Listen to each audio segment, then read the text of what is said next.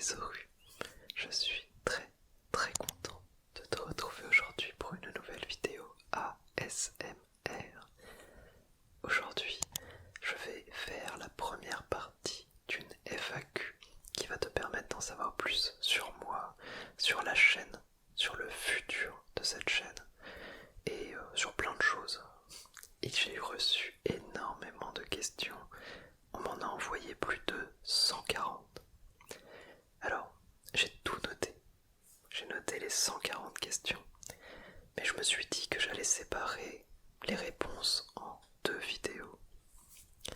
Dans celle-ci, la première, tu auras toutes les réponses aux questions, on va dire, essentielles.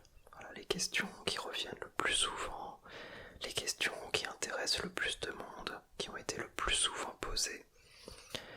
Et surtout, en plus de tout ça, il y aura donc des réponses aux questions concernant ma chaîne, son état actuel et son avenir. Donc si ce qui t'intéresse c'est de savoir ce que je compte faire sur cette chaîne, ça sera dans cette vidéo.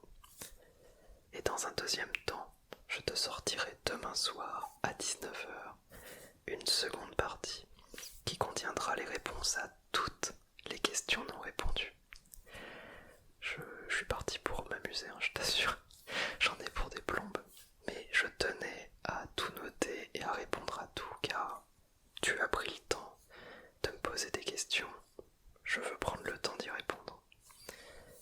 Si jamais tu cherches une question en particulier, si tu te demandes si j'y ai répondu, elle sera, toutes les questions vont être dans la description avec les timestamps. Voilà. Donc tu vas pouvoir savoir à quel moment de la vidéo je réponds à la question. Et si jamais je n'ai pas répondu à ta question dans cette vidéo, cela veut dire que j'y répondrai dans la vidéo de demain. Et si tu n'as toujours pas ta réponse d'ici là, on verra. Mais normalement, rien n'a été oublié. Avant de répondre aux questions principales, donc qui je suis, ce que je fais avec cette chaîne, etc., il faut absolument qu'on aborde la question essentielle qui est beaucoup revenue dans les questions qu'on m'a posées et qui est la question qu'on me pose le plus souvent depuis l'ouverture de cette chaîne. Il s'agit de mon pseudo, Zoru ASMR. Alors, on me demande est-ce que ça vient du Pokémon Zorua? Voilà, est-ce qu'il y a un lien avec Pokémon? Pourquoi Zoru?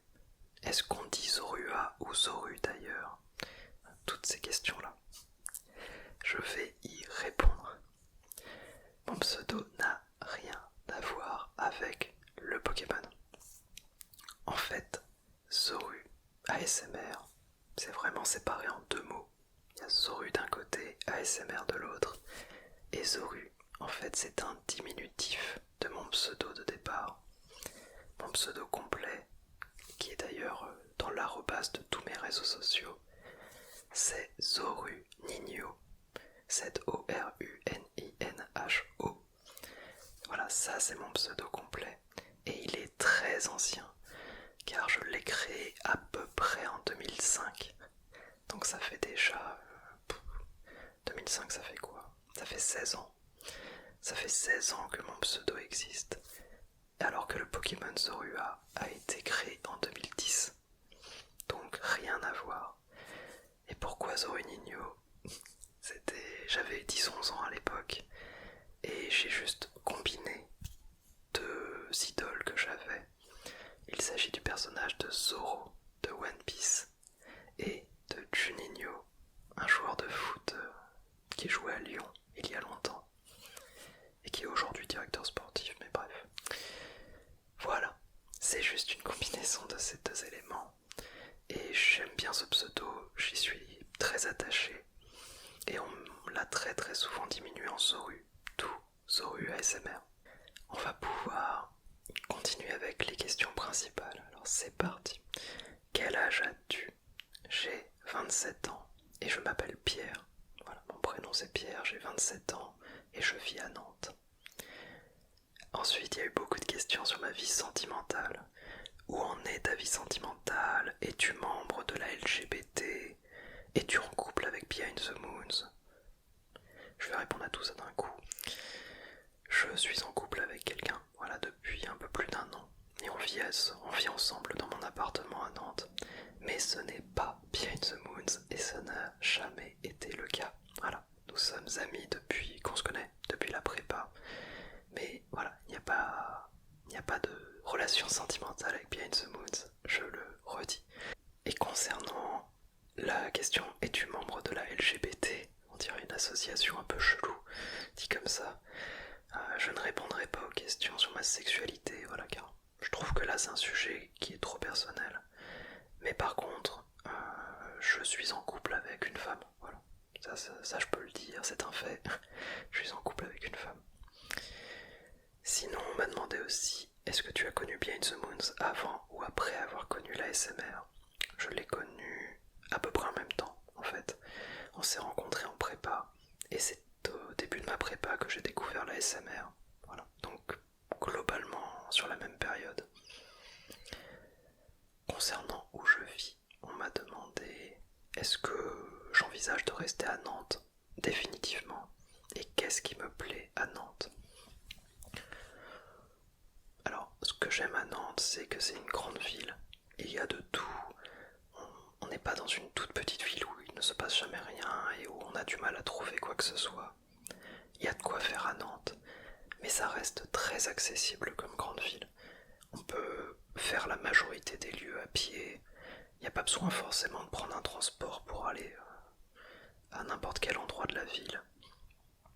Et en plus, je trouve que c'est une ville qui est franchement jolie, avec des coins d'eau, avec des parcs, de la nature, la proximité avec une campagne très agréable. Voilà, il y a plein de choses qui me plaisent à Nantes, parce qu'il y a ce côté développé, moderne, mais en même temps un côté pas trop grand. Voilà, c'est pas Paris, c'est pas Bordeaux, c'est pas Lyon, et ça j'apprécie. Est-ce que je compte y rester définitivement? Je ne sais pas. Là pour le coup je n'ai pas de plan pour l'avenir sur ça. Je verrai. Je verrai si je dois me déplacer ailleurs ou pas, s'il y a des opportunités ailleurs un jour ou non. Ça dépendra aussi de ma compagne, tout simplement.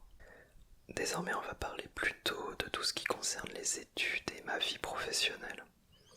On m'a demandé plusieurs fois quelles études j'ai suivies. Alors, j'ai fait un bac S assez classique, option SVT, un truc comme ça, avec option mathématiques au bac là. Et je suis parti directement en prépa, physique, chimie, sciences de l'ingénieur, donc la prépa PCSI, où je me disais que j'allais pouvoir accéder à une école d'ingénieur derrière en informatique.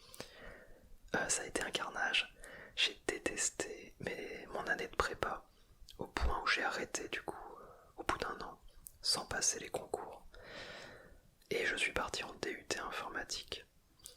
J'ai adoré le DUT informatique, ce qui m'a permis d'avoir des bons résultats, ce qui m'a permis d'accéder à une école d'ingénieur en informatique, voilà, sur Paris, où j'ai fait mon bac plus 3 et mon bac plus 4.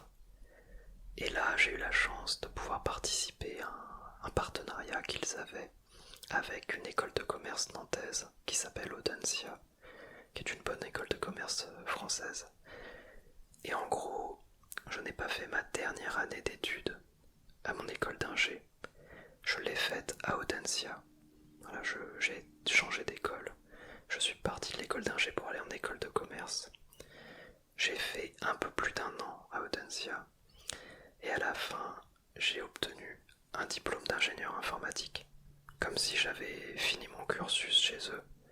Mais j'ai aussi obtenu un diplôme de master d'école de commerce, comme si j'avais fait 5 années d'études à Audencia. Voilà.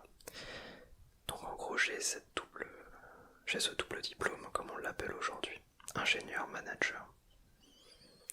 On m'a beaucoup demandé quelle était ma situation professionnelle actuelle.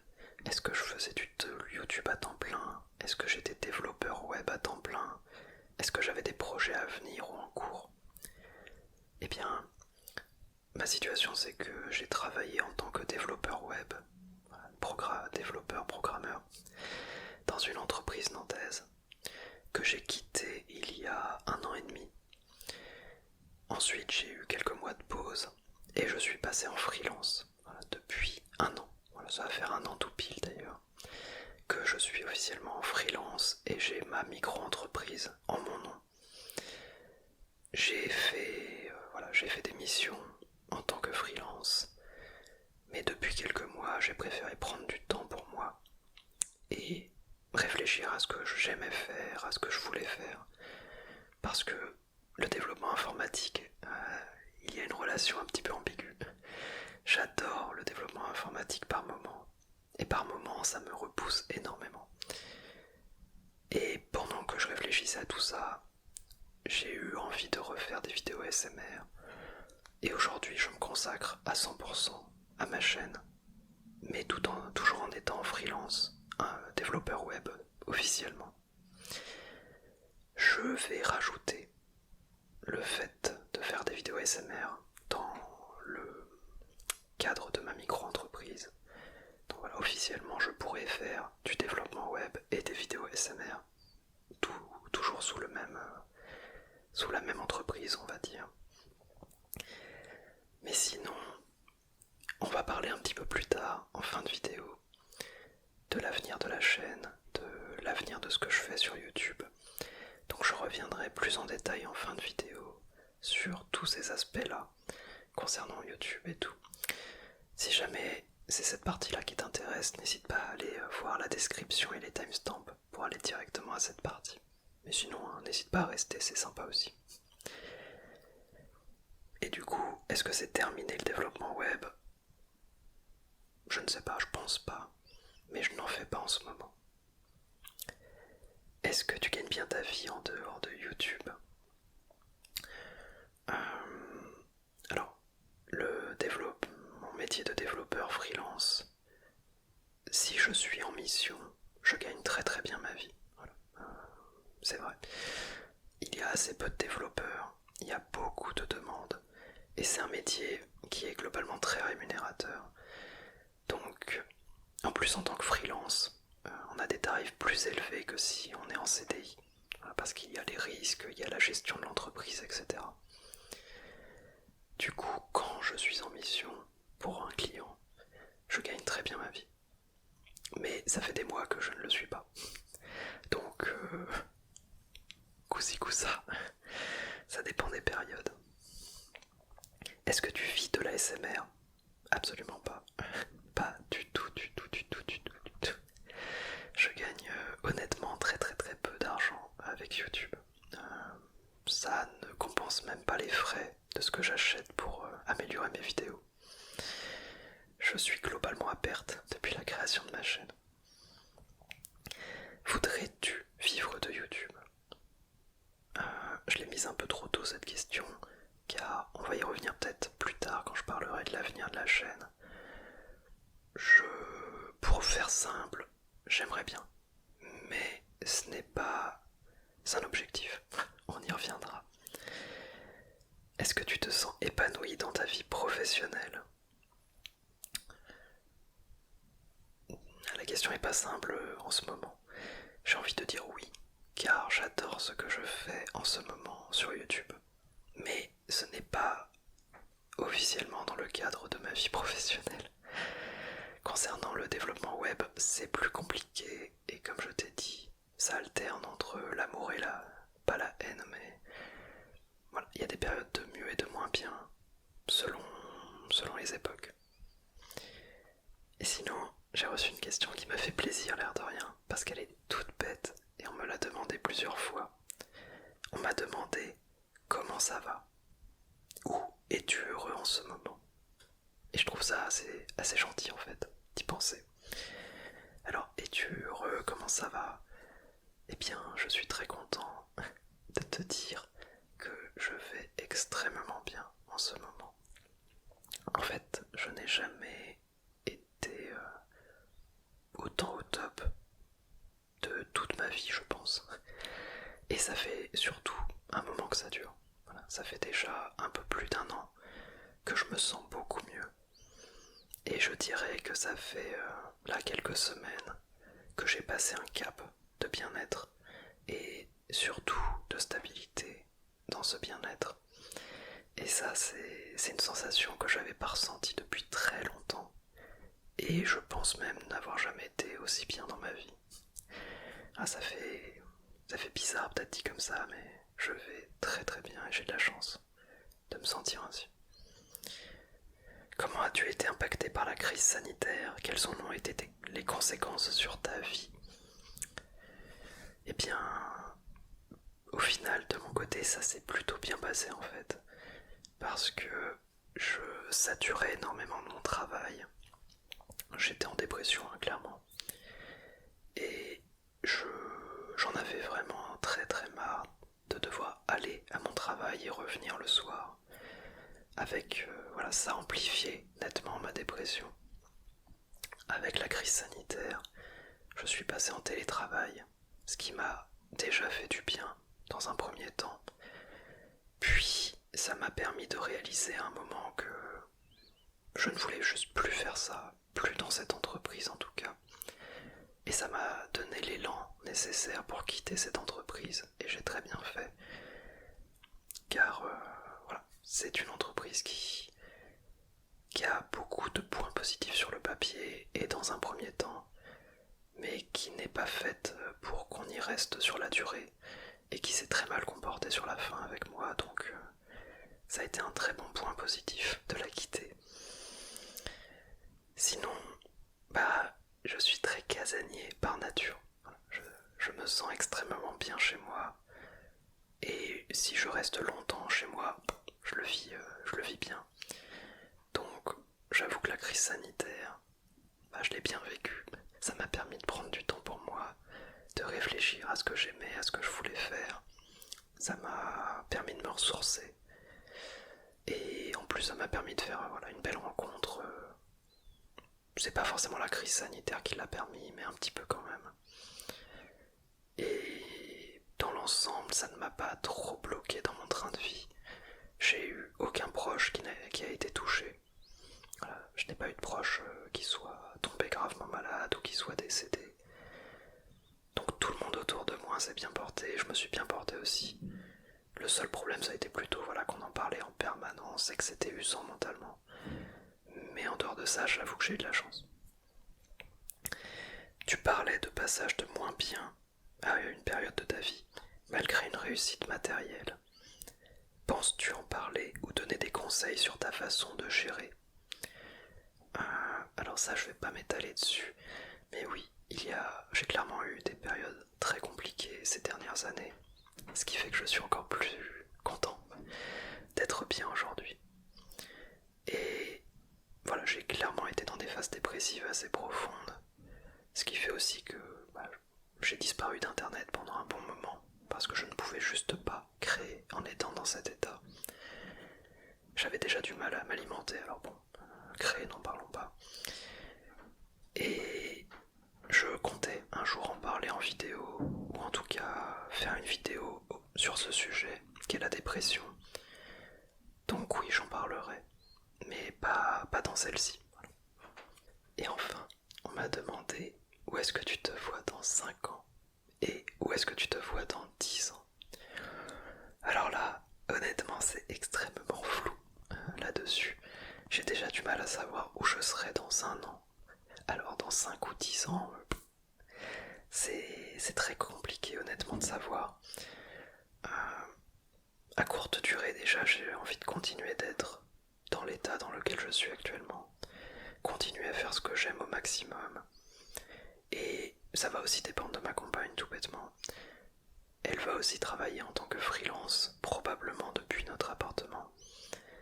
Mais si jamais on veut un moment, je sais pas, déménager ailleurs, ou si jamais elle veut changer de voie, je ne sais pas, eh bien, il y aura des changements. Mais j'ai rien prévu de mon côté. Voilà, c'est la réponse. Et je ne sais pas du tout où je serai dans si longtemps. On verra bien. Peut-être que j'en ferai une vidéo YouTube à cette époque-là. Et là, on va aborder un gros segment concernant YouTube. Voilà, c'est là où il y avait le plus de questions. On m'a posé énormément de questions concernant les vidéos, la chaîne. Je n'ai pas pu tout mettre dans cette vidéo, sinon elle allait durer 2 jours et demi. La prochaine durera 2 jours et demi du coup, hein, t'es prévenu. Mais j'ai voulu quand même parler des points essentiels. voilà, les questions qui reviennent souvent ou les questions auxquelles j'ai envie de répondre dans cette vidéo qui est la plus condensée possible, alors qu'elle est déjà trop longue. On m'a demandé, est-ce que tes proches savent que tu fais de l'ASMR? Oui, depuis longtemps. Je leur ai dit très vite, ils m'ont toujours soutenu. Tout le monde le sait. Et même dans ma belle famille, tout le monde est au courant et on me pose des questions quand je vais les voir.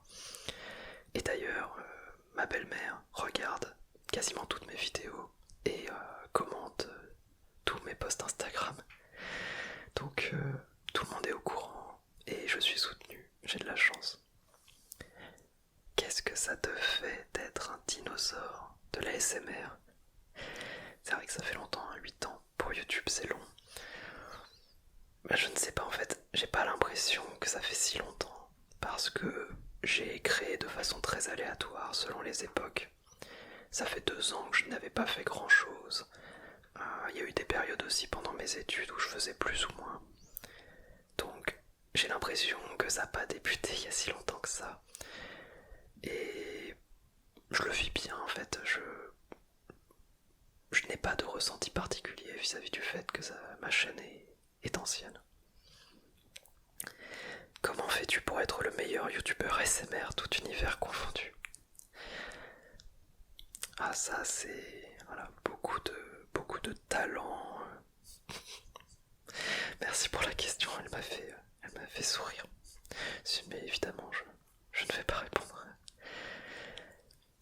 Alors la question qui a été la plus posée de toutes les questions, voilà, c'est celle qui est revenue le plus, encore plus que pour mon pseudo. Quel est le déclic qui t'a fait revenir et combien de temps cela va-t-il durer? C'est une bonne question.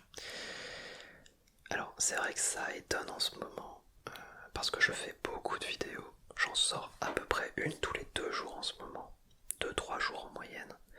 Alors qu'à une époque, j'en faisais plutôt tous les 6 mois. Donc il y a eu un vrai changement de rythme, une vraie reprise d'activité qui a été remarquée. Et je vois bien que les gens se demandent qu'est-ce qui s'est passé, pourquoi, et quelles sont tes ambitions vis-à-vis de ça. Alors pourquoi j'ai repris? Alors ça va être très très bête. C'est juste que j'avais envie de m'occuper. Je n'avais pas de mission de freelance. J'avais envie de faire quelque chose. Parce que sinon j'avais regardé beaucoup de séries, j'avais joué à des jeux et tout, mais voilà, je voulais créer à nouveau. Et j'avais l'impression que ça faisait très longtemps que je n'avais pas fait de vidéo, que ça pouvait être sympa d'en refaire une. Mais à ce moment-là, j'avais pas spécialement d'ambition particulière. Et l'histoire va être très très stupide. Mais j'ai fait la vidéo. Voilà, c'était la vidéo, où je te posais des questions. Voilà, qui date déjà de juillet, je crois. Ça m'a plu. Voilà, j'ai passé un bon moment à faire la vidéo. C'était agréable, le tournage était sympa, tout ça. Et ensuite, j'ai fait le montage. Et là, ça a été le déclic parce que, en faisant le montage, j'étais très déçu par la qualité sonore de ma vidéo. Mais ça, c'est quelque chose que j'ai ressenti à plein de moments de ma vie. J'ai très souvent été déçu par la qualité sonore et je me disais, mais comment c'est possible? J'ai du très bon matériel, je fais tout ce que je suis censé faire, et pourtant j'entends toujours un grésillement très désagréable sur ma piste audio quand je fais le montage. Et alors, en fait, il se trouve que j'ai un casque sans fil de très bonne qualité que j'utilise pour beaucoup de choses, que j'ai depuis très longtemps et que j'ai donc depuis le début de ma chaîne. Normalement je l'avais même avant, je crois, et j'ai toujours fait mon montage vidéo et audio avec ce casque sur les oreilles. Et il se trouve que ce casque sans fil a un petit souci. Quand le volume est trop bas, il se met à grésiller et en fait il transforme la piste audio en donnant l'impression qu'elle est de très mauvaise qualité. Ce qui fait que ce casque me donnait l'impression depuis 8 ans que mon son était catastrophique malgré tous mes efforts. Et en fait, pendant que je faisais le montage, j'étais extrêmement frustré d'entendre le son. Et soudain, ces piles sont mortes. Voilà, il n'a plus de batterie. Donc là, je me dis que c'est le bonbon, j'enlève le casque et je prends mes écouteurs sans fil en me disant bon, tant pis, on va finir avec ça. Je mets mes écouteurs et là, je réalise que le son est de très bonne qualité. Et que c'est le cas depuis toujours en fait, depuis très longtemps. Voilà l'histoire. Et ça m'a fait un énorme déclic en fait, parce que je me suis dit mais en fait, mon son n'est pas si horrible que ça. Et je n'ai pas besoin de tenter de bidouiller pendant 3 ans pour en faire un son qualitatif. En fait, tout va bien. Et ça m'a fait un gros boost moral. Et ça m'a donné envie de créer d'autres vidéos. Parce que là je me disais, bah super, j'ai jamais eu un aussi beau son. On y va, j'ai d'autres idées. Et ensuite, c'est à force de faire des vidéos que j'ai eu toujours plus envie d'en refaire d'autres.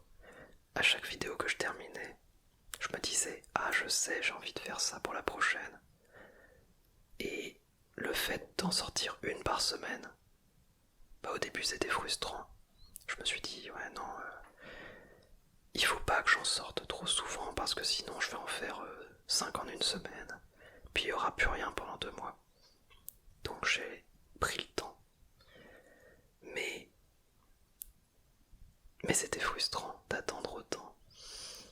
Et j'ai accéléré le rythme entre les vidéos. Voilà, c'est passé de 1 fois par semaine à 2 fois, puis 3 fois actuellement. Et à chaque fois que je fais une vidéo, j'ai encore plus envie de faire la suivante. Et surtout que là, j'ai fait une collaboration ultra sympa avec Nilina. J'ai plein d'idées en stock, j'ai plein d'envies. Et le déclic, ça a été aussi ça. De faire des vidéos, c'est aussi un déclic pour en faire d'autres. Voilà, la réponse était extrêmement longue. Mais je pense qu'elle était importante. Bon, il faudrait peut-être que j'accélère un petit peu pour la suite parce que j'ai encore plein de questions auxquelles répondre. Et j'avais prévu de faire une vidéo de 20 minutes à la base. Quelle est devenue ta relation avec l'ASMR et la création de vidéos? Alors ça va rejoindre un petit peu ce que j'ai dit avant, mais en ce moment la création de vidéos c'est très libérateur pour moi. Je prends beaucoup de plaisir à créer, à trouver des nouveaux concepts, à les essayer. Et en fait, le fait de créer plus de vidéos me met beaucoup moins de pression pour chaque vidéo qui sort. Quand j'en sors une par semaine ou une toutes les 2 semaines, j'ai un petit peu la pression à chaque sortie, en me demandant si ça va marcher, si ça va plaire. Là, comme j'en sors tous les 2 jours, j'ai moins le temps de réfléchir à ça. Et si jamais il y en a une qui ne plaît pas, c'est pas grave, la suivante arrive très bientôt. Donc en ce moment, la relation est très saine. J'ai uniquement du positif qui gravite autour de l'ASMR et de la création de vidéos. J'ai envie de créer, j'ai envie de faire plus. Et je ne me sens pas frustré par quoi que ce soit, en fait. Que ça soit par, de la concurrence, que ça soit par des problèmes techniques ou quoi. En ce moment, je m'amuse beaucoup et je n'hésite pas à passer mes journées à faire ça. Voilà. Donc en ce moment, c'est un vrai plaisir, c'est une passion. Je me demande même si c'est pas la période de ma vie où j'ai eu le plus de plaisir à créer des vidéos. Comment trouves-tu l'énergie de faire autant de contenu avec autant de qualité? Le plaisir, voilà, c'est le plaisir que j'en tire qui m'alimente énormément. Puis un rythme de vie beaucoup plus sain aussi. Je me lève pas trop tard, je me couche pas trop tard non plus, ça va. Je mange mon petit déjeuner, je fais du sport régulièrement, je cuisine 90% de mes repas maison avec ma compagne. Et on a un rythme de vie qui est vraiment sain et équilibré. Donc ça me donne beaucoup d'énergie. en plus de ça, je suis soutenu par beaucoup de gens, que ce soit dans mon entourage ou sur YouTube. Donc le soutien des gens, il est primordial. Ça me donne une énergie de fou de lire les commentaires. Vraiment. Plus le soutien de mes proches, plus le rythme de vie sain et la passion de créer des vidéos. Et enfin, concernant YouTube, et en concernant l'actuel, le présent, on me demande quel est ton matériel, ton équipement. Alors, j'en ferai sûrement une vidéo dédiée, un de ces quatre, parce qu'il y a beaucoup de choses qui gravitent autour de moi. Mais là, ce qui me filme, c'est un appareil photo Canon EOS 70D. Juste ici, il y a un zoom H5 qui m'enregistre avec son micro intégré. Donc il est tout simple, je vais pas le déplacer parce que pas envie de tout casser. Et sinon c'est beaucoup d'éclairage en fait. Là j'ai un fond bleu derrière moi. Je suis alors de ce côté là, tac, par là. J'ai une softbox qui est ma lumière principale. Ici, alors attention, toi t'es où, par là, hop, de ce côté là. Il y a un ring light qui fait l'éclairage de l'autre côté. J'ai un parapluie avec une lampe qui éclaire le fond. Et j'ai le petit machin que j'ai déjà présenté dans une vidéo making of. Voilà, coucou. Qui fait du bruit. Qui me permet d'avoir un éclairage lumineux supplémentaire et surtout de la couleur que je n'avais pas pendant des années. Et je suis extrêmement content d'en avoir désormais. Voilà, donc lui très content. Et ça arrive aussi que j'ai... mon téléphone peut m'aider aussi dans cette tâche. Voilà. Et on arrive à la grosse partie finale qui parle de tout ce qui concerne l'avenir de ma chaîne. L'avenir de tout ce que je vais faire sur YouTube. C'est dans cette partie-là. Donc, il y en a peut-être pour un petit moment, on va voir. On m'a demandé beaucoup de choses concernant des collaborations déjà. On m'a dit par exemple, est-ce que tu as des collabs en cours, des collabs de prévus prochainement? J'ai rien de planifié pour l'instant. Voilà. Mais c'est probable qu'il y en ait. Peut-être pas dans les jours qui viennent, mais dans les semaines ou mois à venir. Voilà. J'ai des discussions là-dessus. Rien de bloqué, voilà, j'ai juste rien de planifié, mais je pense qu'il y en aura. Vas-tu refaire des collaborations avec Behind the Moons? J'aimerais beaucoup. Et elle aussi en plus. On s'entend toujours très bien, on se parle régulièrement. Mais le problème c'est qu'elle vit beaucoup plus loin que moi. Elle vit très loin. Et elle est dans le nord de la France, je suis à Nantes. Donc on se voit peut-être 1 à 2 fois par an. Et en général, on profite juste de se voir pour discuter, etc. Mais on a tous les deux envie de refaire des vidéos ensemble et on verra. Soit j'irai sur sa ville, soit elle viendra sur Nantes, ou alors on essaiera de trouver un moyen en visio. Mais on y réfléchit. Aimerais-tu faire certaines collaborations? Est-ce que tu as... On me demandait est-ce que j'ai des noms avec qui j'aimerais faire des collaborations.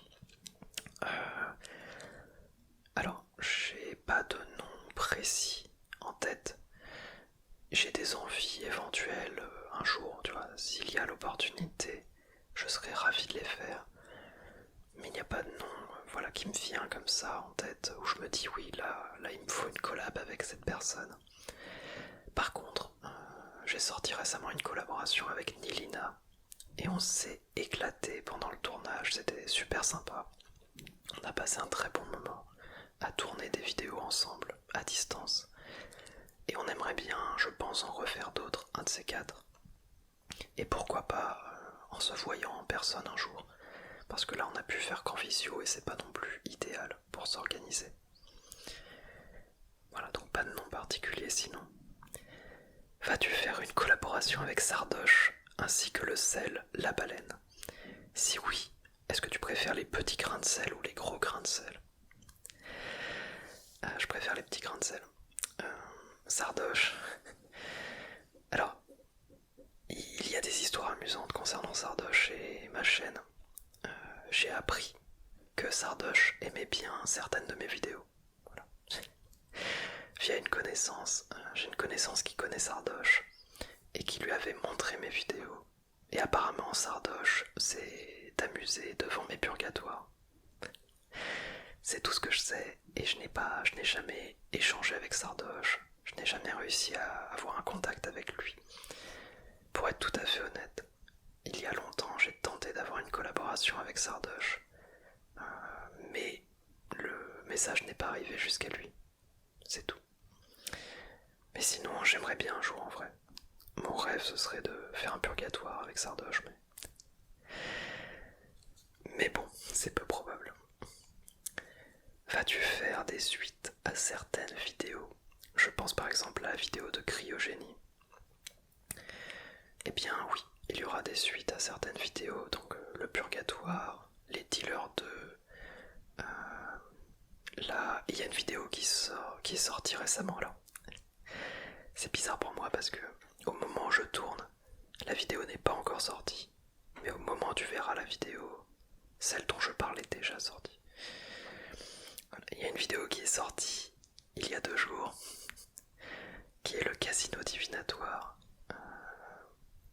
J'ai beaucoup aimé faire cette vidéo et j'aimerais énormément qu'elle plaise à d'autres personnes parce que j'ai envie de refaire des épisodes. Sinon, il y a plein de choses dont j'aimerais faire des épisodes supplémentaires. J'aimerais bien refaire quelques vidéos peut-être sur TikTok. Il y a des concepts que j'aimerais bien créer et refaire. Il y a plein de choses que je veux faire là-dessus. Comptes-tu refaire des vidéos engagées politiquement? Oui, voilà. Ça aussi, je suis très content de la tournure qu'a pris la chaîne ces derniers temps. J'ai voulu être plus engagé sur certains sujets. Il y a eu d'abord la vidéo sur Blizzard, qui était assez engagée sur l'attitude envers les femmes dans un contexte de travail. Et là en ce moment je suis pas mal au niveau des arnaques, de la spéculation financière et des gens qui tentent de soutirer de l'argent aux autres de façon frauduleuse. C'est pas forcément très engagé politiquement, mais c'est déjà une étape pour moi. Je n'ai pas envie que la chaîne devienne juste une chaîne politique. J'ai pas envie que ma chaîne soit 100% centrée sur de l'activisme. Mais j'aimerais bien en inclure dans mes vidéos, dans mes roleplays, pour que mon message, pour que mes valeurs soient partagées en même temps que mon contenu. Et c'est pas évident parce que je fais du contenu qui est plutôt tourné autour de l'humour. Donc associer l'activisme et l'humour, c'est pas évident. Mais oui, j'ai vraiment envie de continuer à faire ce genre de vidéos. Continuer dans l'esprit que j'ai actuellement. Alors on me demande aussi, est-ce que tu as des idées ou des envies pour des nouveaux roleplays? Oui, voilà, j'ai plein d'idées en stock.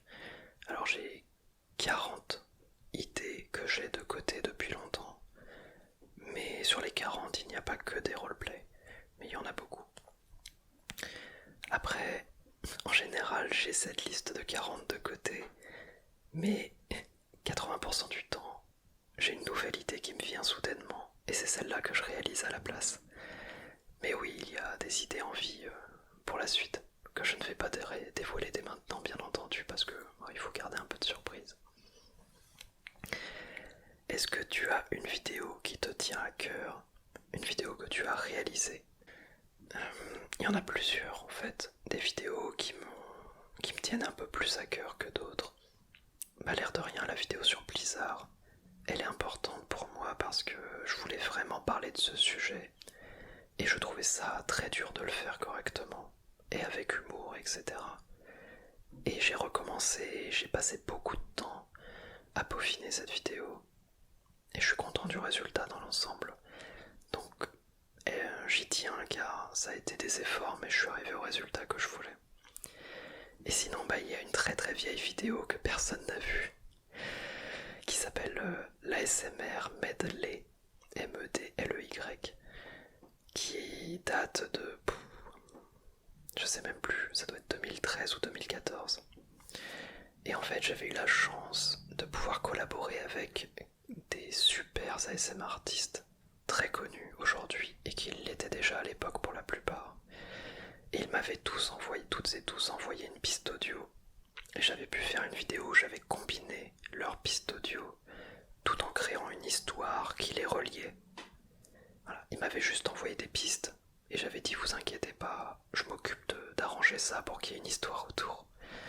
Et donc j'avais eu des pistes audio de Ever Fever, de Fred's Voice, de Pierre ASMR, de Softana PL, il y avait eu... mince, je vais avoir des trous. Oui, en plus je vois les personnes. En tout cas, il y avait eu des personnes que j'admirais énormément, qui avaient répondu positivement à ma demande. Et cette vidéo est totalement passée inaperçue car la miniature est catastrophique. Et en plus à l'époque j'étais une toute petite chaîne. Et bon, la vidéo a été un bide monumental. Je regrette un peu aujourd'hui. Et en vrai, pendant que je tourne cette vidéo, je suis en train de me dire qu'il faudrait peut-être tenter de la ressortir, mais sous un autre emballage. C'est peut-être une idée ça. Je vais me garder ça de côté.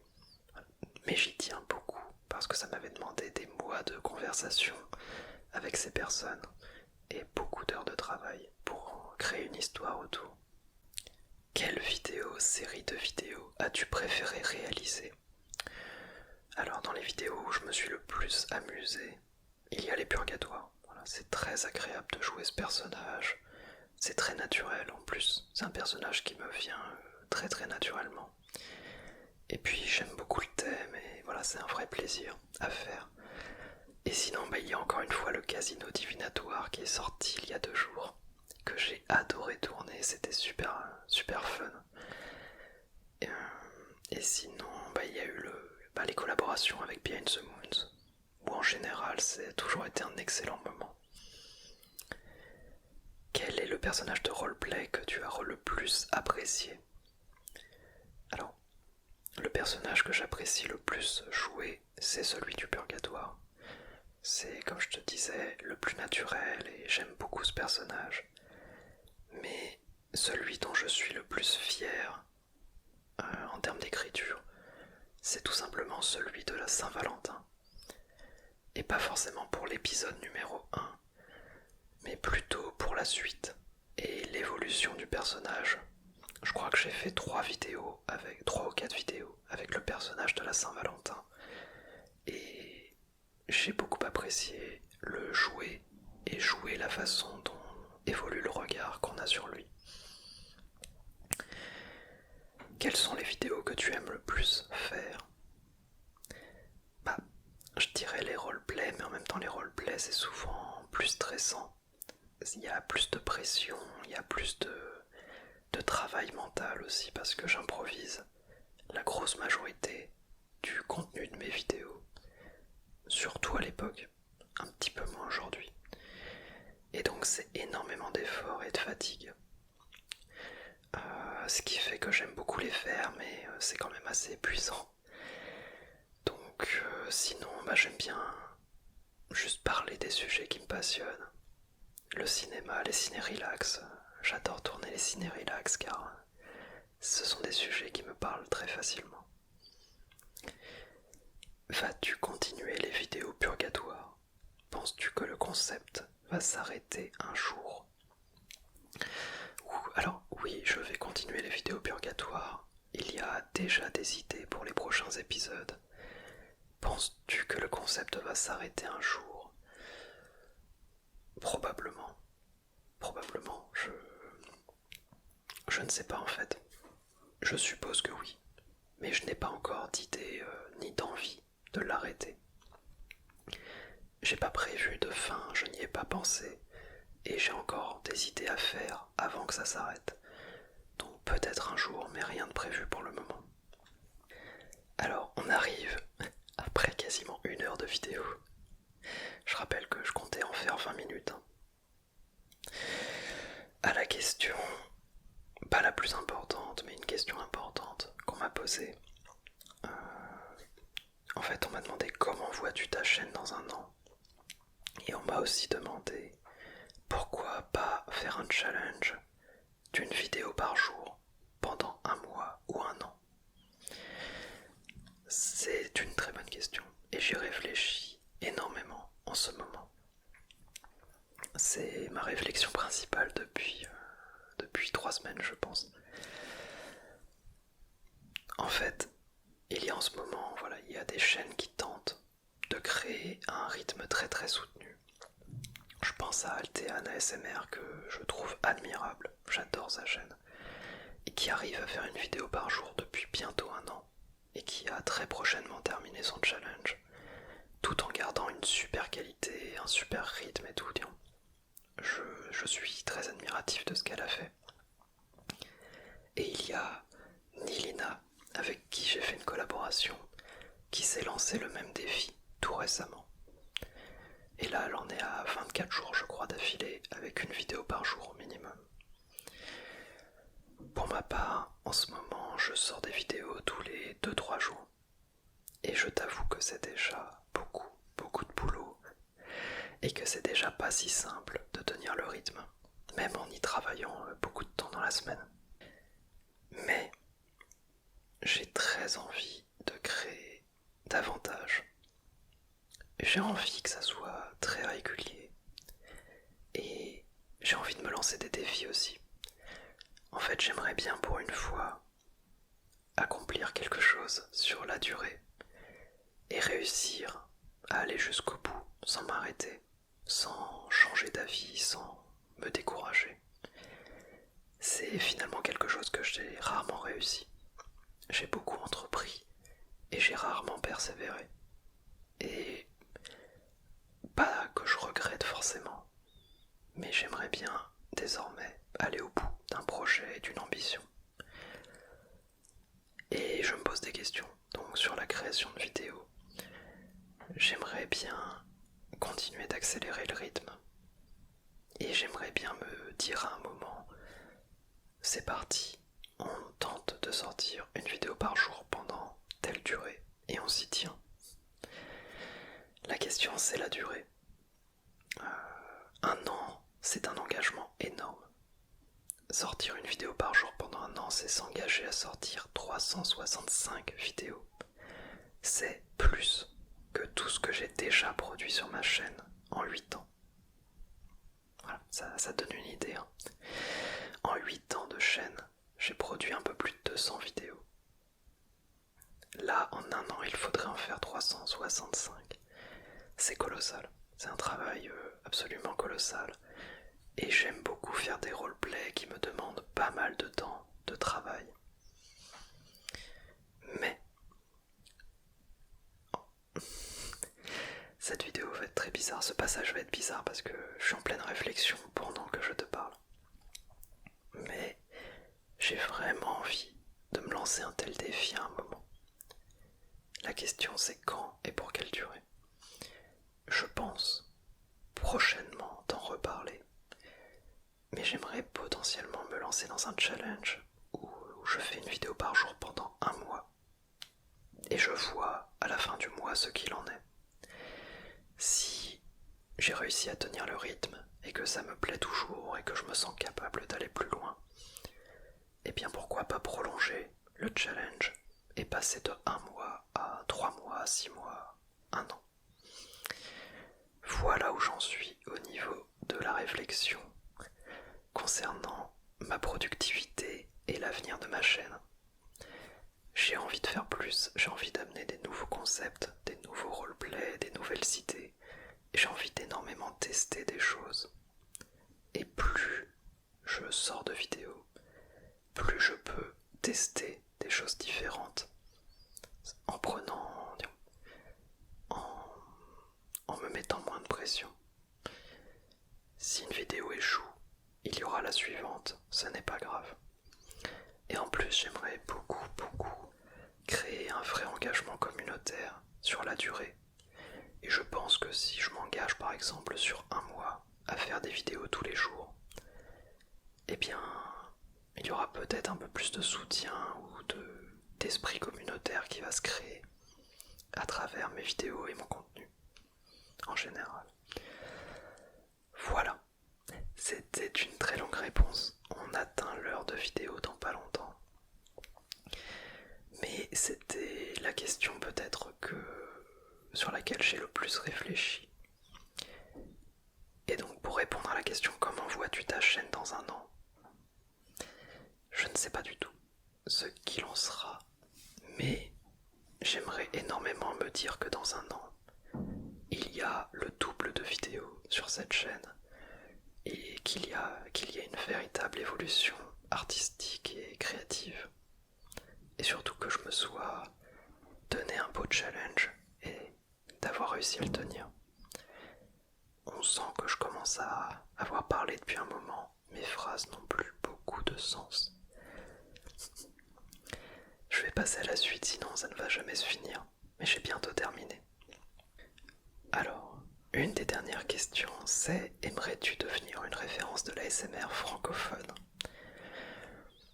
C'est dur à dire, j'aimerais bien juste créer à volonté, créer aussi longtemps que j'ai envie, et on verra bien où ça emmène, mais je n'ai pas d'ambition au niveau du succès de la chaîne. Voilà. Je ne me dis pas il faut atteindre 30 000 abonnés dans 2 mois ou dans un an. Je n'ai pas de chiffre en tête et je n'ai pas d'ambition concernant les vues et les abonnements. Sinon, on m'a demandé quelques questions sur les autres aspects de ma création. On m'a demandé: comptes-tu refaire des lives sur Twitch comme avant?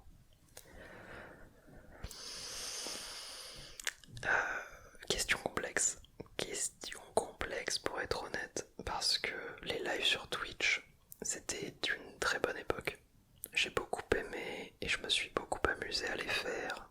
Et surtout le soutien communautaire que j'avais autour de ça était génial. Mais ça demande déjà trop de temps. Ça demande trop de temps de faire des lives sur Twitch de façon régulière.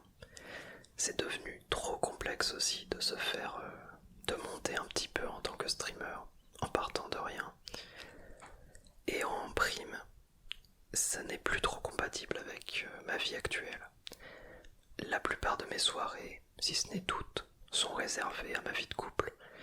J'ai envie de passer du temps avec ma compagne, qu'on se fasse à manger, qu'on discute, qu'on regarde un petit truc ensemble. Et je n'ai pas du tout envie de mettre ça en retrait. C'est la priorité pour moi, c'est de préserver ma vie de couple. Et donc, les lives sur Twitch, ça serait éventuellement en journée ou le matin. Mais c'est des créneaux trop compliqués. Et en plus, pour sortir une vidéo par jour, tout en faisant des lives, bon, on rentre dans le challenge quasi insurmontable. En tout cas, pour le moment. Donc, la réponse c'est plutôt non. Je n'ai pas prévu de refaire des lives sur Twitch pour l'instant. Je n'ai rien de planifié à ce sujet.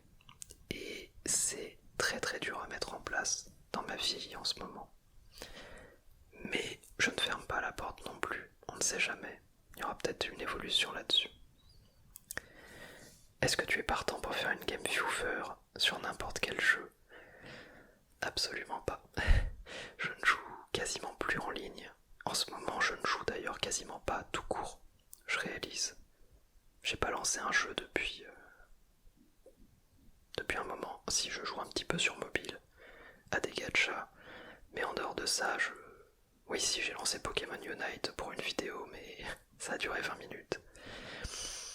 Donc je ne joue pas en ligne, et si je joue en ligne, je ne fais pas de game viewer. Vas-tu refaire des vidéos gaming sur la chaîne secondaire? Non. Voilà, là je suis quasiment certain que non.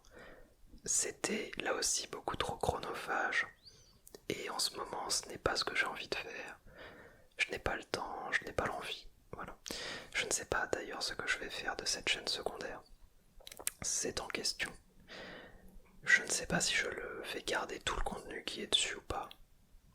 je ne sais pas si je vais créer d'autres choses sur la chaîne secondaire à un moment, mais c'est possible. Donc ce que je fais, c'est que pour l'instant elle reste dans l'état dans lequel elle est. Et peut-être qu'à un moment je la relancerai, mais sous une autre forme. Peut-être du vlog, peut-être des trucs du genre.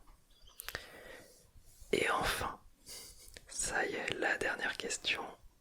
Après 1 heure de vidéo, au lieu des 20 minutes initiales que j'avais estimées, comment être invité dans une de tes vidéos? Hop, je pose ça. Mon bras commence à être un petit peu engourdi.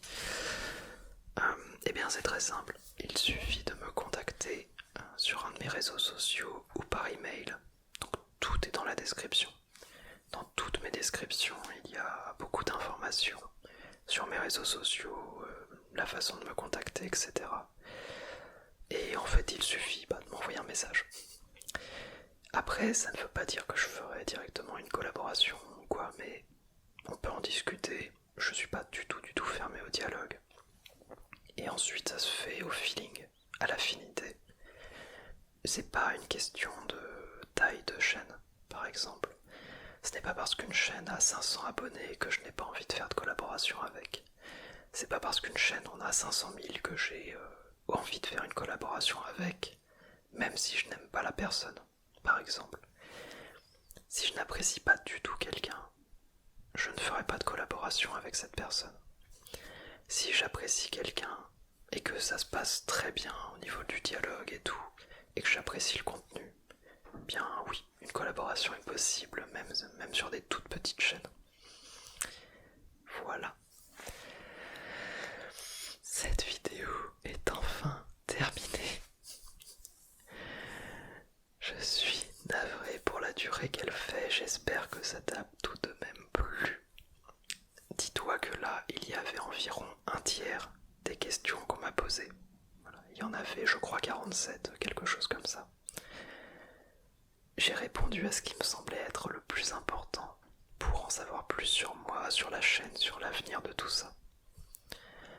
Mais il reste beaucoup de questions auxquelles je n'ai pas répondu.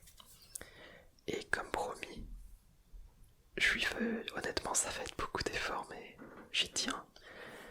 Comme promis, je te sors une vidéo demain à 19 h qui contiendra toutes les autres réponses. Une vidéo qui va probablement durer 3 ans et demi, je pense.